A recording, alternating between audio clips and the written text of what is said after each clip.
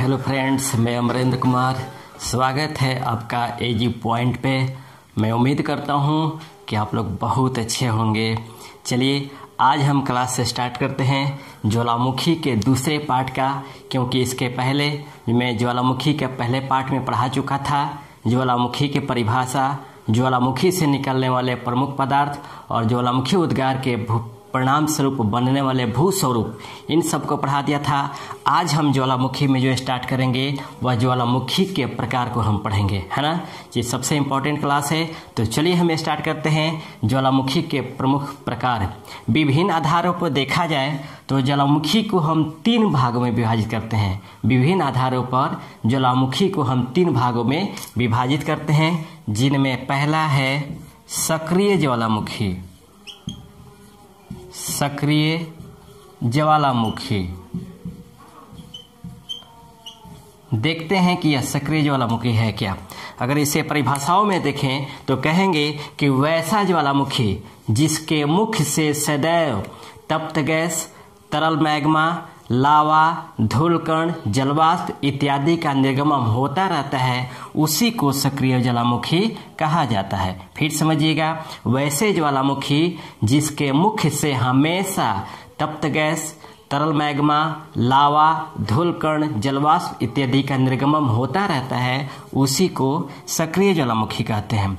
विश्व में कहाँ कहाँ सक्रिय ज्वालामुखी है, पहले इसको देख लेते हैं। हालांकि आगे चल करके अभी मैं टोटल ज्वालामुखी को अलग अलग भागों में बांटकर पढ़ा रहे हैं कि सक्रिय ज्वालामुखी, प्रसुप्त ज्वालामुखी और मृत ज्वालामुखी।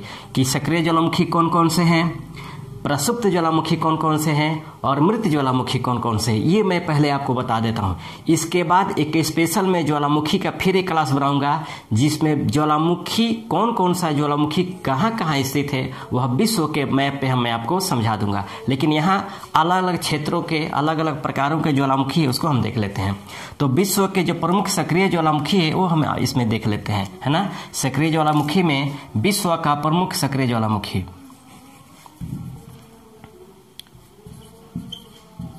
विश्व का प्रमुख सक्रिय ज्वालामुखी,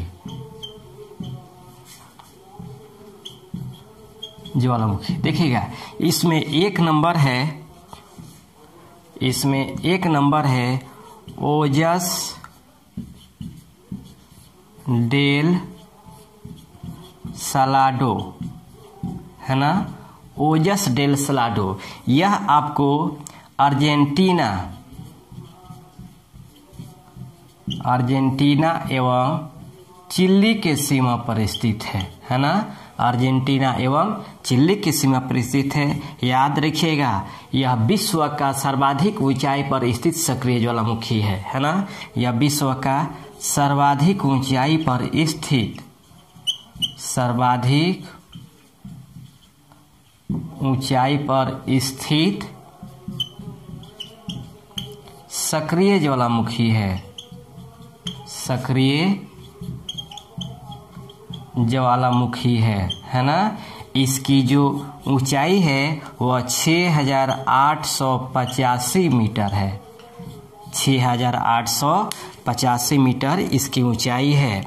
दूसरा नंबर जो है वह है माउंट कोटोपैक्सी, माउंट कोटोपैक्सी, है ना।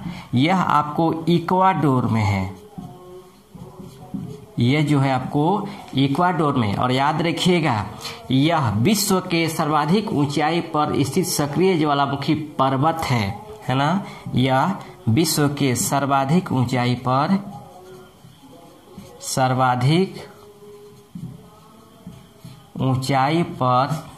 स्थित सक्रिय ज्वालामुखी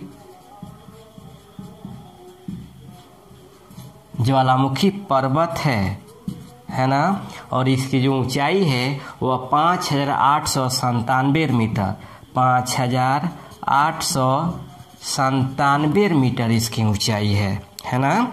इसके बाद हम नेक्स्ट देखते हैं तीसरा तीसरा नंबर जो ज्वालामुखी है वह आपको मौना लोआ।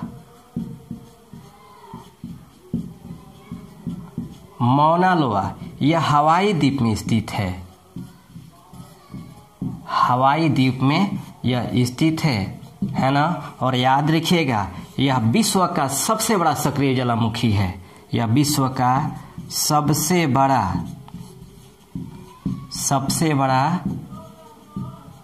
सक्रिय ज्वालामुखी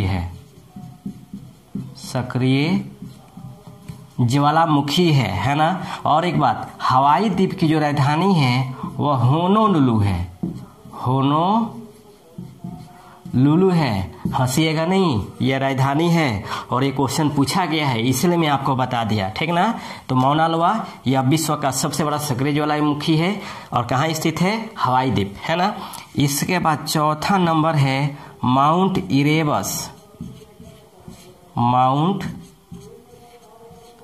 इरेबस। यह आपको अंटार्कटिका में स्थित है। अंटार्कटिका में, याद रखिएगा यह अंटार्कटिका का एकमात्र सक्रिय ज्वालामुखी है ना। यह अंटार्कटिका का एकमात्र सक्रिय ज्वालामुखी है ना। उसके बाद हम बात करते हैं स्ट्रोम्बोली की।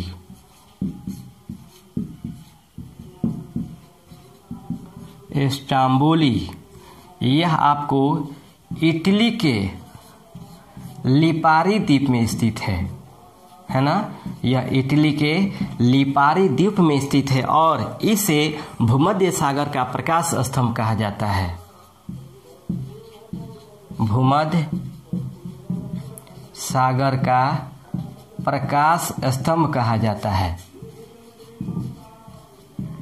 प्रकाश स्तंभ कहा जाता है वो इसलिए कि भूमध्य सागर में स्थित जो यह ज्वालामुखी है यह सक्रिय ज्वालामुखी है जिसके मुख से सदैव राख, धूल, कण, जलवाष्प इत्यादि निकलते रहते हैं। और रात के समय में जब यह इसके मुख से जब यह कण निकलते हैं, जलवाष्प और धूलकण निकलते हैं, तो वह सागर में यह प्रकाशित होता रहता है, इसीलिए इसे भूमध्य सागर का प्रकाश स्तंभ कहा जाता है।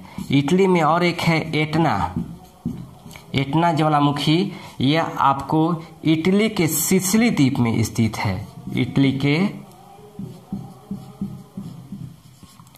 सिसिली द्वीप में स्थित है। इटली के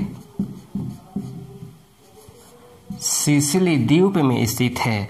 और 7वां नंबर में है किलायू। यह आपको हवाई द्वीप में स्थित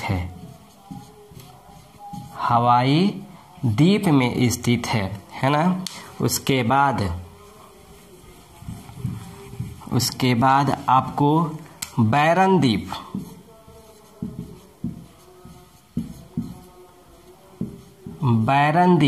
यह आपको अंडमान एवं निकोबार, कहाँ पर, भारत में, है ना। याद रखिएगा यह भारत का एकमात्र सक्रिय ज्वालामुखी है। ये जो बैरन द्वीप है यह भारत का एकमात्र सक्रिय ज्वालामुखी है। इसके बाद हम बात करते हैं 9 नंबर में असामा, है ना। ये असामा जो स्थित है वो आपको जापान में स्थित है। उसके बाद 10 नंबर में रूहा पेहू आपको न्यूजीलैंड में स्थित है। उसके बाद आपको समेरू, मेरापी एवं दुकानो, ये सभी इंडोनेशिया में स्थित है। ये तीनों समेरू, मेरापी और दुकानो ये सभी इंडोनेशिया में स्थित है ना। उसके बाद आपको है हेवला, यह आइसलैंड में स्थित है। उसके बाद 13 नंबर है पारीकटीन, ये आपको मैक्सिको में स्थित है ना। तो ये सभी आपको सक्रिय ज्वालामुखी हैं, है ना। ये आपको सक्रिय ज्वालामुखी एक क्वेश्चन पूछ देता है इस तरह, दे देगा सक्रिय ज्वालामुखी एक दे देगा, आपको मृत ज्वालामुखी दे देगा, प्रसुप्त ज्वालामुखी दे देगा और पूछेगा कि इनमें से कौन सक्रिय ज्वालामुखी है, तो आपको यह ध्यान में रखना होगा, है ना। अब दूसरे नंबर में आते हैं हम प्रसुप्त ज्वालामुखी। दूसरा नंबर प्रसुप्त ज्वालामुखी। ध्यान दीजिएगा, वैसे ज्वालामुखी जिसमें एक बार उद्गार तो हुए हैं और निकट भविष्य में पुनः उद्गार होने की संभावना विद्यमान रहती है, उसी को प्रसुप्त ज्वालामुखी कहा जाता है। फिर ध्यान दीजिएगा, वैसे ज्वालामुखी जिसमें एक बार विस्फोट तो हुए हैं और पुनः निकट भविष्य में उसमें विस्फोट होने की संभावना विद्यमान रहती है, उसे प्रसुप्त ज्वालामुखी कहा जाता है। प्रसुप्त ज्वालामुखी के अंतर्गत जो आने वाले ज्वालामुखी हैं वो इस प्रकार हैं, देख लेते हैं। विश्व का प्रमुख प्रसुप्त ज्वालामुखी, है ना। एक नंबर में विश्व के प्रमुख प्रसुप्त ज्वालामुखियों में एक नंबर में है आपका फ्यूजियामा। फ्यूजियामा यह आपको जापान में स्थित है। दूसरा नंबर में है विसुवियस। विसुवियस यह आपको इटली में स्थित है। 3 नंबर में है क्राकाटोआ,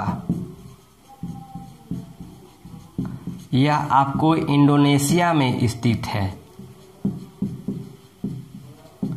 इंडोनेशिया में स्थित है। और 4 नंबर में नारकोंडम द्वीप। नारकोंडम द्वीप यह भारत के अंडमान एवं निकोबार, अंडमान एवं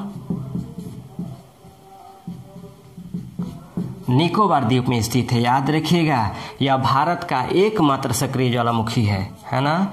यह भारत का एकमात्र सक्रिय ज्वालामुखी है। सक्रिय ज्वालामुखी है ना। ध्यान दीजिएगा, प्रसुप्त ज्वालामुखी में फ्यूजियामा जापान में स्थित है, विसुवियस इटली में स्थित है, क्राकाटोआ इंडोनेशिया में स्थित है और नारकोंडम द्वीप अंडमान एवं निकोबार द्वीप में स्थित है। और जो ये नारकोंडम द्वीप है यह भारत का एकमात्र प्रसुप्त ज्वालामुखी है। कंप्लीट। अब तीसरा नंबर में आते हैं मृत ज्वालामुखी। मृत ज्वालामुखी तीसरा नंबर में मृत ज्वालामुखी। ध्यान दीजिएगा, वैसे ज्वालामुखी जिसमें एक बार उद्गार तो हुए हैं लेकिन निकट भविष्य में इसमें कोई उद्गार होने की संभावना विद्यमान नहीं है। फिर समझिएगा, वैसे ज्वालामुखी जिसमें एक बार विस्फोट तो हुआ है लेकिन निकट भविष्य में इसमें कोई विस्फोट होने की संभावना विद्यमान नहीं होती, तब इसे मृत ज्वालामुखी कहा जाता है। विश्व के प्रमुख मृत ज्वालामुखियों में अगर हम बात करें तो देखेंगे, इसमें पहला है विश्व का प्रमुख मृत ज्वालामुखी। विश्व का प्रमुख मृत ज्वालामुखी में अगर हम बात करें तो एक नंबर में है आपको एकांकगुआ। एकांकगुआ ज्वालामुखी, यह आपको एंडीज पर्वतमाला में स्थित है। एंडीज पर्वतमाला में स्थित है। याद रखिएगा, यह विश्व का सर्वाधिक ऊंचाई पर स्थित मृत ज्वालामुखी है ना। जो एकांकगुआ ज्वालामुखी है यह विश्व के सर्वाधिक ऊंचाई पर स्थित मृत ज्वालामुखी, सर्वाधिक ऊंचाई पर स्थित, सर्वाधिक ऊंचाई पर स्थित मृत ज्वालामुखी, जिसकी ऊंचाई है 6960 मीटर, है ना। जिसकी ऊंचाई है 6,960 मीटर। दूसरा है किलिमंजारो। किलिमंजारो यह स्थित है आपको अर्जेंटीना में। अर्जेंटीना में है ना। ये किलिमंजारो जो ज्वालामुखी है वह अर्जेंटीना में स्थित है। स्क्रीनशॉट आप लोग लेते जाएंगे। किलिमंजारो आपको अर्जेंटीना में स्थित है। उसके बाद तीसरा नंबर है चिम्बाराजो। चिम्बाराजो यह आपको इक्वाडोर में स्थित है ना। यह आपको इक्वाडोर में स्थित है। और चौथा है कोह सुल्तान एवं देवबंद। देवबंद ये दोनों ईरान में स्थित है ना। तो इस तरह विश्व के प्रमुख मृत ज्वालामुखियों में एक नंबर एकांक गुआ ज्वालामुखी जो एंडीज पर्वतमाला में स्थित है। यह विश्व के सर्वाधिक ऊंचाई पर स्थित मृत ज्वालामुखी है जिसकी ऊंचाई है 6,960 मीटर। दूसरा है आपको किलिमंजारो ज्वालामुखी जो अर्जेंटीना में स्थित है। तीसरा आपको चिम्बाराजो जो इक्वाडोर में स्थित है। और चौथा आपको कोह सुल्तान एवं देवबंद जो ईरान में स्थित है। तो ये हमारे ज्वालामुखी के प्रकार थे और अलग अलग ज्वालामुखियाँ जो कहाँ कहाँ स्थित थे। अब हम बात करते हैं ज्वालामुखी का विश्व वितरण। बहुत इंपॉर्टेंट है कि कौन से ज्वालामुखी कहाँ पर पाया जाता है, ये जानना जरूरी है ना विश्व वितरण में। तो ये है आपका हेडिंग है ज्वालामुखी का विश्व वितरण। ज्वालामुखी का विश्व वितरण है ना। ज्वालामुखी का विश्व वितरण इसमें एक नंबर है परिप्रशांत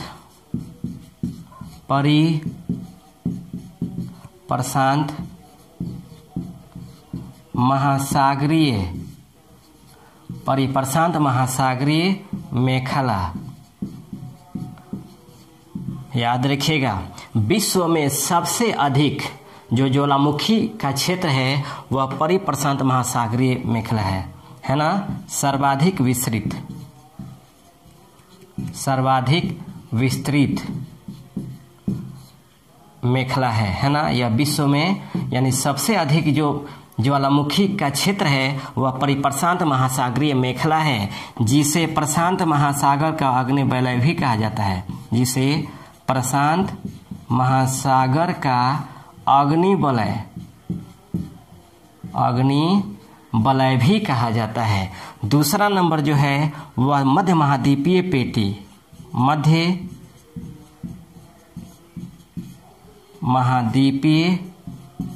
पेटी है। और तीसरा है मध्य अटलांटिक पेटी है ना।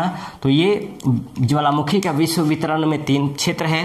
परिप्रशांत महासागरीय पेटी, परिप्रशांत महासागरीय मेखला जहाँ पे विश्व के सबसे अधिक ज्वालामुखी क्षेत्र है इसलिए इसे प्रशांत महासागर का अग्निवलय कहा जाता है। दूसरा है मध्य महाद्वीपीय पेटी और तीसरा है मध्य अटलांटिक पेटी। अब कुछ अन्य ज्वालामुखियों की हम बात कर लेते हैं। अन्य ज्वालामुखियों में अगर हम बात करें तो देखिएगा ऑस्ट्रेलिया एकमात्र महाद्वीप है जहां पर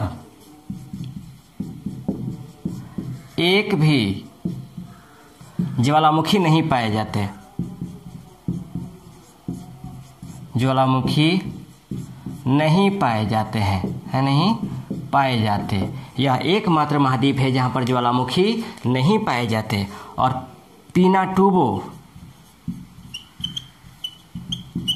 पिनाटुबो ज्वालामुखी यह आपको फिलीपींस में पाए जाते हैं। फिलीपींस में पाए जाते हैं। फिलीपींस की जो राजधानी है वह क्या है? मनीला। और मनीला क्यों प्रसिद्ध है? एडीबी को लेकर, यानी एशियाई विकास बैंक का जो हेडक्वार्टर है वह मनीला में है। और सौर मंडल का जो सबसे बड़ा ज्वालामुखी है वह ओलंपिस मेसी, ओलंपिस मेसी है। कहाँ पर? मंगल ग्रह पर स्थित है ना। तो ये सौर ज्वालामुखी से संबंधित कुछ महत्वपूर्ण तथ्य थे, है ना। मैं उम्मीद करता हूँ कि ज्वालामुखी आपको पसंद आए होंगे। अगर पसंद आते हैं तो प्लीज़ कमेंट सेक्शन में जा कर के इसके बारे में आप सुझाव दें और अपने दोस्तों में शेयर और सब्सक्राइब जरूर करें, है ना। तब तक फिर हम नेक्स्ट क्लास लेकर आपके पास हाजिर होंगे। तब तक के लिए धन्यवाद। Best of luck.